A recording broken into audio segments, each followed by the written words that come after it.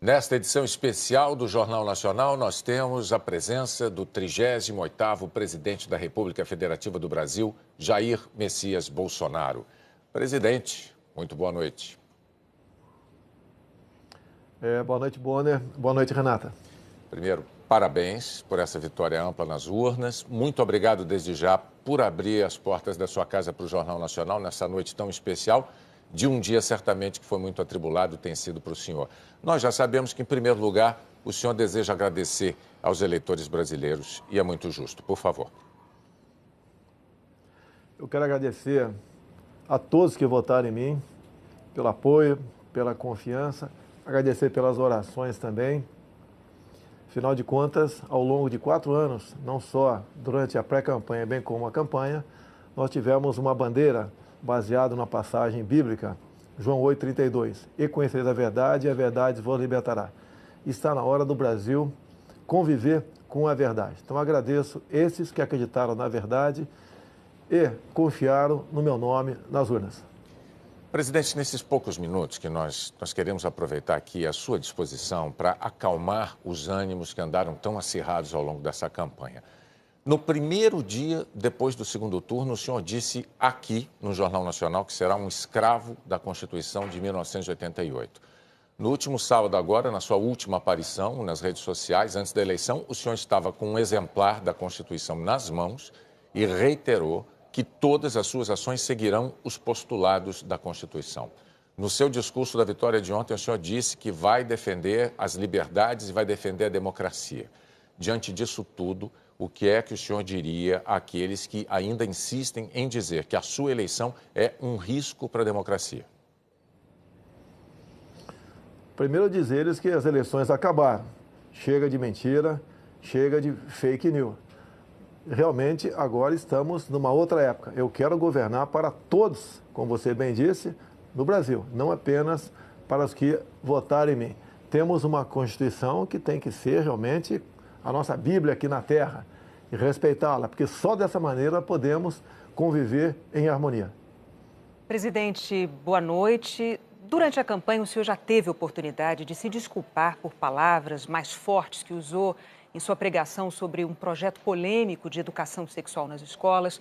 O senhor chegou até a pedir desculpas aqui no Jornal Nacional por ter se excedido no calor das discussões. Numa outra ocasião, o senhor disse enfaticamente não ter nada contra os gays. Depois disse que vai lutar contra aqueles que querem dividir o Brasil entre homos e héteros, entre brancos e negros, entre sulistas e nordestinos. Há relatos concretos sobre pessoas que têm agredido gays, verbal e fisicamente. Na campanha, o senhor repudiou o voto dos que usam a violência. Como presidente eleito, o que o senhor diria para aqueles que ousem ser preconceituosos e agressivos contra outro ser humano apenas por serem gays? A agressão contra um semelhante tem que ser punida na forma da lei. E se for por um motivo como esse, tem que ter a sua pena agravada. Agora, deixo bem claro, ganhei o rótulo por muito tempo de homofóbico. Na verdade, eu fui contra a um kit feito pelo então ministro da Educação, Haddad, em 2009 para 2010, onde chegaria nas escolas um conjunto de livros, cartazes e filmes, onde passariam crianças se acariciando e meninos se beijando. Não poderia concordar com isso. E a forma como eu ataquei essa questão é que foi um tanto quanto agressiva, porque eu achava até que aquele momento merecia isso. Bem, tivemos em parte sucesso, porque no ano seguinte a própria presidente Dilma Rousseff, depois de ouvir as bancadas evangélica e católica, resolveu recolher esse material, mas o rótulo ficou em cima de mim. E deixo bem claro que isso tudo aconteceu por ocasião, acredite, do 9º Seminário LGBT Infantil na Comissão de Direitos Humanos da Câmara, onde presente estava o então secretário de alfabetização do MEC, André Lázaro. E os senhores podem pegar as imagens no YouTube, onde ele dizia claramente que passou 3 meses discutindo até onde a língua de uma menina entraria na boca de outra menina para fazer o filme Beijo Lésbico para combater a homofobia. Então, eu acredito que essa agressão contra a família e contra a inocência das crianças em sala de aula é que resultou, na minha forma, um tanto quanto violenta, concordo, para tentar demover o Ministério dessas cartilhas, desses filmes e desses cartazes. Presidente, o senhor sempre se declara enfaticamente, aliás, um defensor da liberdade de imprensa. Mas em alguns momentos da campanha o senhor chegou a desejar que um jornal deixasse de existir. É indiscutível que a imprensa não é imune a erros e nem a críticas. E isso vale para qualquer órgão da imprensa profissional. Mas também é fato que a imprensa livre é um pilar da democracia. Como presidente eleito, o senhor vai continuar defendendo a liberdade da imprensa e a liberdade do cidadão de escolher o que ele quiser ler, o que ele quiser ver e ouvir? Totalmente favorável à liberdade de imprensa. Temos a questão da propaganda oficial do governo, que é uma outra coisa. Mas aproveito o momento para que nós realmente venhamos fazer justiça aqui no Brasil. Tem uma senhora de nome Valderice, minha funcionária, que trabalhava na Vila História de Mambucaba e tinha uma lojinha de açaí. O jornal Folha de São Paulo foi lá, nesse dia 10 de janeiro, e fez uma matéria e a rotulou de forma injusta como fantasma. É uma senhora, mulher, e negra e pobre. Só que nesse dia 10 de janeiro, segundo o boletim administrativo da Câmara, de 19 de dezembro, ela estava de férias. Então, ações como essa, por parte de uma imprensa, que mesmo te mostrando a injustiça que cometeu com uma senhora ao não voltar atrás, logicamente que eu não posso considerar essa imprensa digna. Não quero que ela acabe, mas, no que depender de mim, na propaganda oficial do governo, imprensa que se comportar dessa maneira, mentindo descaradamente, não terá apoio do governo federal. Então o senhor não quer que este jornal acabe. O senhor está deixando isso claro agora. Por si só, esse jornal se acabou, não tem prestígio mais nenhum. Quase todas as fake news que se voltaram contra mim partiram da Folha de São Paulo. Inclusive, a última matéria, onde eu teria contratado, empresas fora do Brasil via empresários aqui para espalhar mentiras sobre o PT. Uma grande mentira, mais um fake news do jornal Folha de São Paulo, lamentavelmente. Presidente, me permita, como editor-chefe do Jornal Nacional, eu tenho um testemunho a fazer. Às vezes, eu mesmo achei que críticas que o jornal Folha de São Paulo tenha feito ao Jornal Nacional me pareceram injustas. Isso aconteceu algumas vezes, mas, para ser justo do lado de cá, eu preciso dizer que o jornal sempre nos abriu a possibilidade de apresentar a nossa discordância, de apresentar os nossos argumentos, aquilo que nós entendíamos ser a verdade.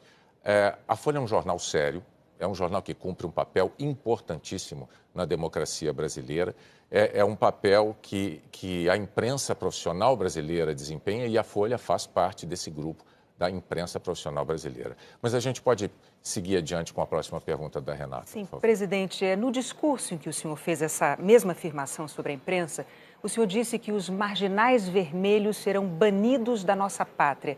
O que o senhor quis dizer com isso?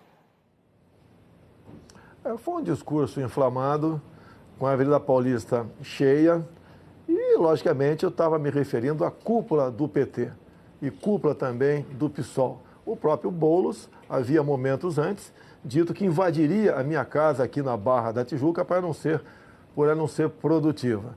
Vimos o candidato do PT derrotado, em vídeo também dizendo que a crise no Brasil só acabaria quando Lula fosse eleito presidente. Então foi um momento de desabafo, é um discurso acalorado, mas não ofendia a honra de ninguém. O que eu quero dizer com aquilo? No Brasil, de Jair Bolsonaro, quem desrespeitar a lei sentirá o peso da mesma contra a sua pessoa. Presidente, essa campanha foi muito polarizada, todo mundo sabe, todo mundo notou, às vezes até dentro de famílias houve brigas, o senhor certamente tem conhecimento disso. Ontem, no seu discurso, o senhor muito corretamente disse que será o presidente de todos os brasileiros. Para conseguir o seu objetivo de conciliação nacional, respeitadas as diferenças de ideias, o que é que o senhor poderia dizer agora, nesse momento aqui no JN, para os que não votaram no senhor? Dizer a todos vocês que não votaram em mim que nós estamos no mesmo barco. Se o Brasil não sair dessa crise ética, moral e econômica, todos nós sofreremos as consequências do que se aproxima no futuro. Nós queremos junto com vocês. Afinal de contas, nós temos tudo para sermos uma grande nação. O que está faltando é a união de todos, evitar as divisões. Essas divisões apareceram no governo anterior. Nordestinos, sulistas, brancos e negros, ricos e pobres, homos e héteros. Isso nós vamos evitar. Vamos tratar todos iguais. E eu apelo àqueles que não votaram em mim. Nos dê oportunidade agora de mostrar que realmente nós podemos fazer uma política de modo que a felicidade se faça presente em nosso meio no futuro. Presidente, uma última pergunta. O senhor disse há pouco à Record e ao SBT que pensa em convidar o juiz Sérgio Moro ou para o Ministério da Justiça ou para o Supremo Tribunal Federal. Qual dessas duas funções o senhor prefere para ele? Olha, o juiz Sérgio Moro é um símbolo aqui no Brasil. Eu costumo dizer que é um homem que perdeu a sua liberdade no combate à corrupção. Ele não pode mais ir na padaria sozinho ou ir passear com a tua família no shopping sem ter um enorme aparato de segurança ao teu lado. É um homem que tem que ter o seu trabalho reconhecido. Para mim, pretendo conversar com ele brevemente, já foi feita essa sinalização positiva, pretendo convidá-lo para o Ministério da Justiça ou, seria no futuro, abrindo uma vaga no Supremo Tribunal Federal, na qual melhor ele achasse que ele poderia trabalhar para o Brasil. É um homem que tem um passado exemplar no combate à corrupção. Em qualquer uma dessas duas casas, ele levaria avante essa sua proposta. E a corrupção tem que ser banida aqui do Brasil. Ninguém suporta mais conviver com essa prática tão nefasta. Presidente Jair Messias Bolsonaro, mais uma vez, nossos parabéns pelo seu desempenho nas urnas, pelos votos que o levaram ao Palácio do Planalto.